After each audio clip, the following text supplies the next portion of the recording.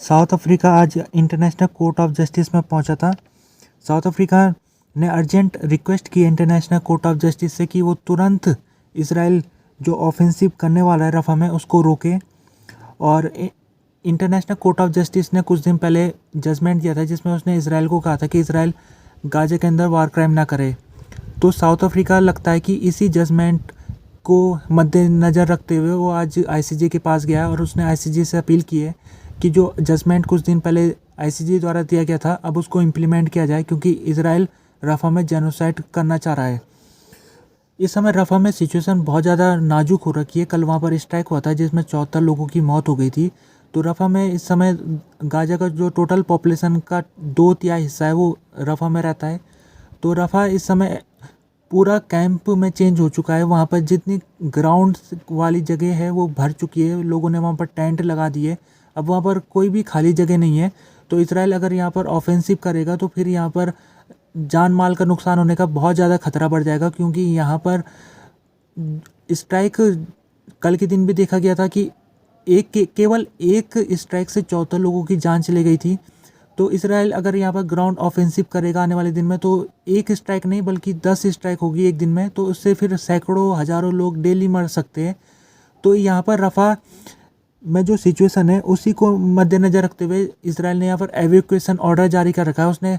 उसने लोगों से कहा रखा है कि आपको इस इलाके को छोड़ के जाना है, लेकिन लोग कहाँ जाए, वो उनके लिए जाने के लिए कोई जगह बची नहीं है। नॉर्थ के इलाके से जहाँ से वो मूव करके आए थे रफा में, वो पहले से डिस्ट्रॉय हो चुका है। साउथ में वो जा नहीं सकते क्योंकि बॉर्डर लग जाती है इजिप्ट की, तब वो कहीं जा नहीं सकते। फिर भी इसराइल इनको निकालना चाहता है कि यहाँ से। तो इसी के ऊपर जो OCHA ये UN की बॉडी है जो कि इसने आज स्टेटमेंट जारी किया है। इसने कहा है कि हम किसी भी फोर्सिबल एवैक्यूएशन में मदद नहीं देंगे, यानी कि इसराइल अगर ज़बरदस्ती लोगों को निकालने की कोशिश करेगा यहाँ से तो हम उसमें इसराइल की मदद नहीं करेंगे। रफ़ा की सिचुएशन के ऊपर अमेरिका के जो राष्ट्रपति है जो बाइडेन, उनका भी आज बयान आया है। आज उन्होंने जॉर्डन के जो किंग है अब्दुल्ला II उनके साथ मीटिंग रखी थी। उसके बाद उन्होंने प्रेस कॉन्फ्रेंस की जिसमें उन्होंने रफ़ा को लेकर कहा कि इस समय रफ़ा की सिचुएशन वाकई में नाजुक है और इसको पूरी तरीके से कॉन्फ्लिक्ट जोन बदलने से रोकने से पहले कुछ कदम उठाने पड़ेंगे। जैसे कि उन्होंने कहा कि निगोशिएशन की कोशिश हो रही है हमारी तरफ से, और उन्होंने कहा है कि कल के दिन इजिप्ट में निगोशिएशन के लिए बैठक होगी और निगोशिएशन लगभग कंप्लीट है। उन्होंने कहा है कि जो इसका 90% काम है वो कंप्लीट है। जैसे कि उन्होंने आगे कह रहे हो कि जो की एलिमेंट है डील के वो टेबल में रखे हुए हैं, लेकिन कुछ गैप्स है जो अभी बचे हुए हैं, उस गैप को हमें प्लग करना है तब जाके डील हो सकती है। तो यहाँ पर ये डील की कोशिश हो रही है और डील के लिए अमेरिका ने, जैसे आज उसने कहा है कि कल के दिन इजिप्ट में बैठक होगी और बैठक में फिर से एक नया खाका जारी करने की कोशिश होगी। तो अमेरिका को लगता है कि केवल एक ही तरीका है डील का जिसके तहत रफ़ा में जो ह्यूमैनिटेरियन कैटास्ट्रॉफी की सिचुएशन को रोका जा सकता है।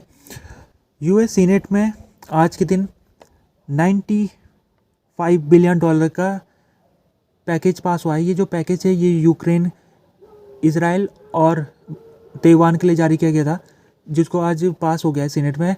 तो ये इसमें लगभग $15 बिलियन इसराइल के लिए, और इसमें इसराइल में जब से 7 अक्टूबर का अटैक हुआ तब से अमेरिका इसराइल की मदद कर रहा है और आगे भी वो करता रहेगा। तो उसी के लिए वो $15 बिलियन इसराइल को देना चाह रहा है।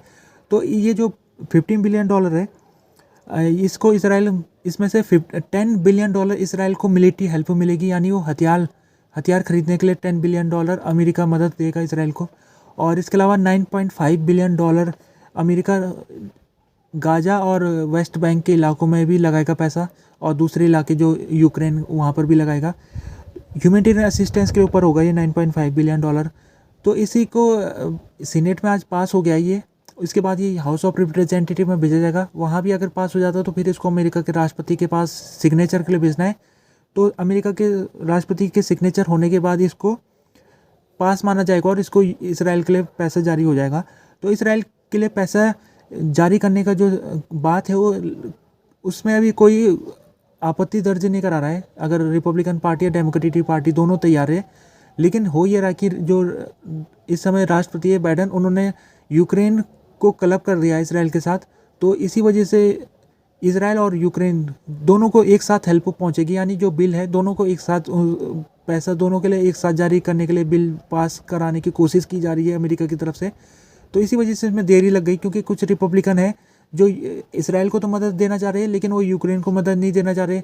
तो अब ऐसा वो कर नहीं सकते। अगर वो इसराइल को पैसा भेजना चाहते तो उन्हें यूक्रेन को भी पैसा भेजना पड़ेगा, क्योंकि जो क्लब हो रखा है पूरा बिल में पैसा। तो इसमें इसी वजह से ये बिल अभी तक कई महीने 7 अक्टूबर के बाद 4 महीने हो चुके हैं तब से रुका हुआ था। तो अब इसको सीनेट में पास हो गया, तो हाउस ऑफ रिप्रेजेंटेटिव में इसको पास होना बहुत मुश्किल है, क्योंकि यूक्रेन के साथ क्लब है और यूक्रेन में इस समय सपोर्ट नहीं बन पा रहा है। रिपब्लिकन पार्टी यूक्रेन को मदद करने के खिलाफ है। तो इसी वजह से फिर उसका जो कैजुअलिटी बनेगी वो इसराइल की हेल्प के वो भी बनेगा, क्योंकि यूक्रेन को अगर पास नहीं होगा तो इसराइल के लिए भी पास नहीं होगा। अभी ये बात कर लेते हैं जो सीनेट में आज जब इसको पास किया गया था, तो एक सीनेटर बर्नी सैंडर्स इसको पास करने के खिलाफ थे और उन्होंने कहा है कि इस समय जो इसराइल है वो वार क्राइम कर रहा है। तो ऐसे वार क्राइम करने वाले देश के लिए $10 बिलियन उसको मिलिट्री हेल्प भेजना ये गलत काम है और अमेरिका को ऐसा नहीं करना चाहिए। बर्नी सैंडर्स जब से लड़ाई शुरू हुई है तब से वो इसराइल के खिलाफ वो बार बार बयान देते रहे और उनका कहना है कि इसराइल जो कार्रवाई कर रहा है वो गलत कार्रवाई है। और उसने 7 अक्टूबर का जो अटैक इसराइल के ऊपर हुआ था उसका उसने ओवर रिएक्ट कर दिया उसको, और वो ज़्यादा ज़रूरत से ज़्यादा वो गाजा के लोगों को नुकसान पहुंचा रहा है।